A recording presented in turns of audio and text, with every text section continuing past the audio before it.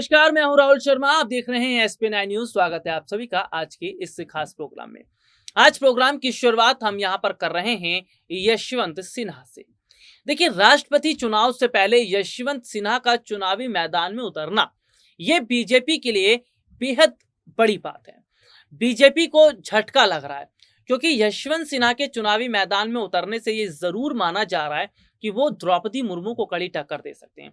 वो द्रौपदी मुर्मू के खिलाफ बड़ा कदम उठा सकते हैं। सीधे सीधे तौर पर अगर माना जाए या सीधे सीधे तौर पर समझा जाए तो कहीं ना कहीं ये जरूर देखा जा रहा है कि जिस तरह की स्थिति बनी हुई है वो सीधे तौर पर कहीं ना कहीं ये बता रही है कि क्या आने वाले वक्त में विपक्ष का पलड़ा भारी पड़ेगा।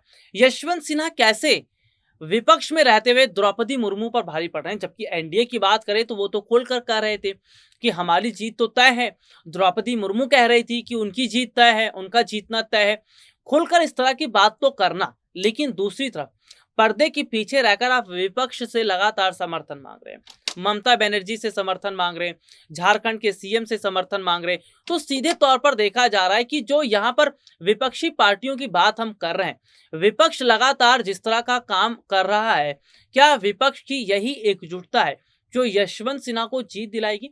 और सीधे सीधे तौर पर अगर समझा जाए और सीधे सीधे तौर पर अगर चीजों को देखा जाए तो क्या ये माना जा रहा है कि यशवंत सिन्हा के आने से बीजेपी डर गई है, बीजेपी नेताओं में हड़कंप मचा। दरअसल ये बात भी इसलिए कही जा रही है क्योंकि ये जरूर माना जा रहा है कि यशवंत सिन्हा ने कच्ची गोलियां नहीं खेली है। राजनीति के धुरंधर खिलाड़ी हैं, पूर्व केंद्रीय मंत्री रह चुके हैं और लगातार अगर हम बात करें तो यशवंत सिन्हा सच्चाई के साथ खड़े रहे, लगातार सच की बात करते रहे। यशवंत सिन्हा ने लगातार सच्चाई की बात की है, लगातार सच के लिए बात करें। रोजगार, शिक्षा, स्वास्थ्य, तमाम ऐसे मुद्दे जिन पर वो लगातार बात करते रहे। तो सीधे तौर पर हम क्या देख रहे हैं कि यशवंत सिन्हा जिस तरह से सच्चाई की बात कर रहे हैं या जनता का जो ध्यान है अपनी तरफ खींच रहे, इसको देखकर बीजेपी डर रही है, इसको देखकर प्रधानमंत्री नरेंद्र मोदी डर रहे हैं। इसीलिए क्या ईडी का डर ममता बनर्जी को दिखाया गया, इसलिए ममता बनर्जी ने कहा कि द्रौपदी मुर्मू का हम समर्थन कर रहे हैं। देखिए, सबसे बड़ी बात क्या है, बहुत सोच समझकर ममता बनर्जी ने यशवंत सिन्हा को उतारा था। ममता बनर्जी इस बात को भली भांति समझ रही थी कि यशवंत सिन्हा जैसा और कोई जो है कैंडिडेट नहीं है।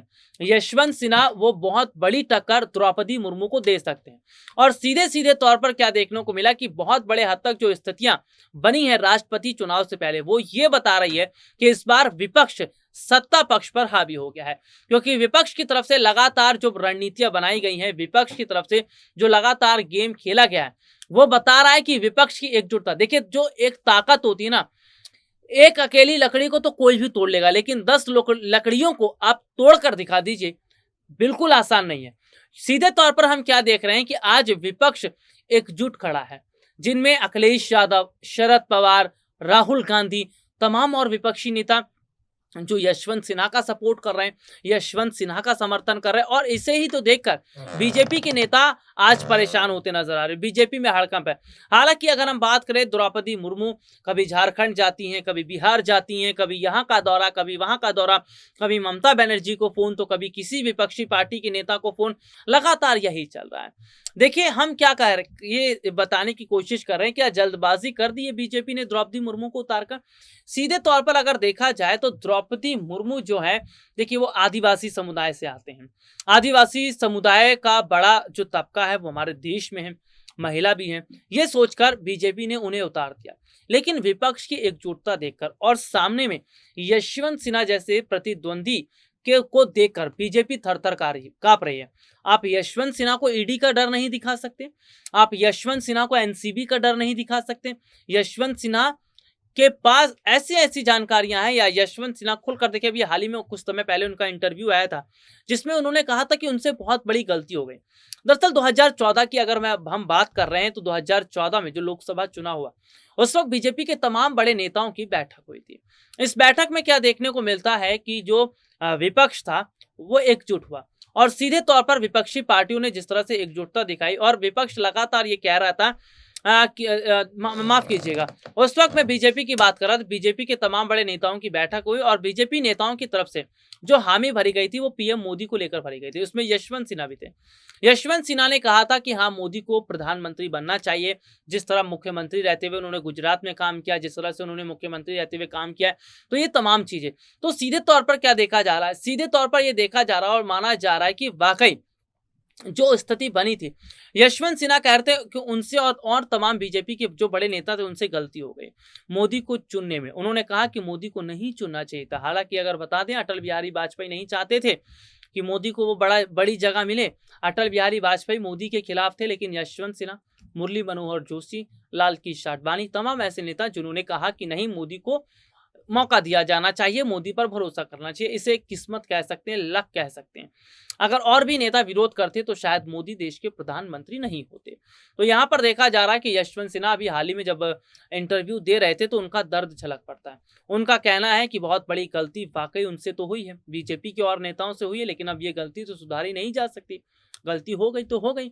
इसके अलावा हम क्या देख रहे हैं कि यशवंत सिन्हा को आप डरा नहीं सकते। बीजेपी यशवंत सिन्हा को डरा नहीं सकती। आप विपक्ष को डरा सकते हैं, विपक्ष पर आप जो है पैतराबाजी आजमा सकते हैं, लेकिन यशवंत सिन्हा जैसे दिग्गज नेता को आप क्या कहकर डराएंगे। सीधे तौर पर हम क्या देख रहे हैं, जो आज हालात बने हैं, जो स्थिति बनी है, वो कहीं ना कहीं ये बता रही है कि बहुत बड़े हद तक चीजें बदल रही हैं, बहुत बड़े हद तक बदलाव होता नजर आ रहा है। कहीं ना कहीं मौजूदा समय की अगर बात करें तो यशवंत सिन्हा को चुनावी मैदान में देख बीजेपी की जो है नींद उड़ रही है। बीजेपी नेता थर थर कांप रहे हैं, क्योंकि जाहिर सी बात है, यशवंत सिन्हा लगातार विपक्ष को अपने साथ जो एकजुट कर रहे हैं, लगातार यशवंत सिन्हा विपक्ष को अपने साथ लेकर चल रहे हैं और विपक्ष का समर्थन भी मिल रहा है। तो इसका मतलब तो यही है कि क्या आने वाले समय में सबसे बड़ा जो नुकसान है वो सत्ता पक्ष को होगा। आने वाले समय में सत्ता पक्ष की मुश्किलें बढ़ती नजर आएंगी। तो कहीं ना कहीं द्रौपदी मुर्मू के माथे से पसीना बहुत छूट रहा है। द्रौपदी मुर्मू के माथे से पसीना छूटना, द्रौपदी मुर्मू के माथे से जो पसीना चू रहा है या वो टपक रहा है, वो सीधे तौर पर बता रहा है कि उन्हें डर लग रहा है यशवंत सिन्हा से। और देखिए, इस बार चाल उल्टी पड़ सकती है।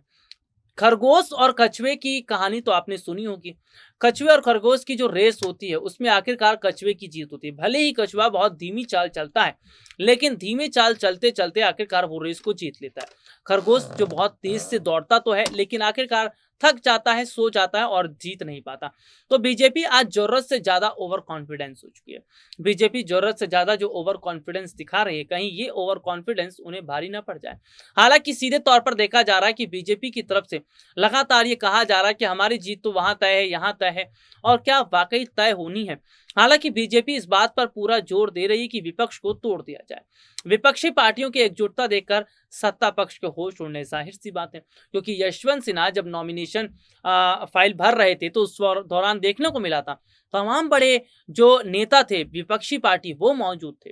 यशवंत सिन्हा ने उनका धन्यवाद किया। तो यशवंत सिन्हा ने कहा कि विपक्ष को डरने की जरूरत नहीं है, विपक्ष को ऐसे ही मजबूती के साथ खड़े होने की जरूरत है। और उन्होंने कहा कि विपक्ष अगर इसी तरह मजबूती के साथ खड़े होकर उन्हें वोट करेगा तो फायदा उन्हें मिलेगा। आज के लिए इतना ही। आपसे फिर दोबारा मुलाकात होगी, तब तक के लिए इजाजत दीजिए। नमस्कार।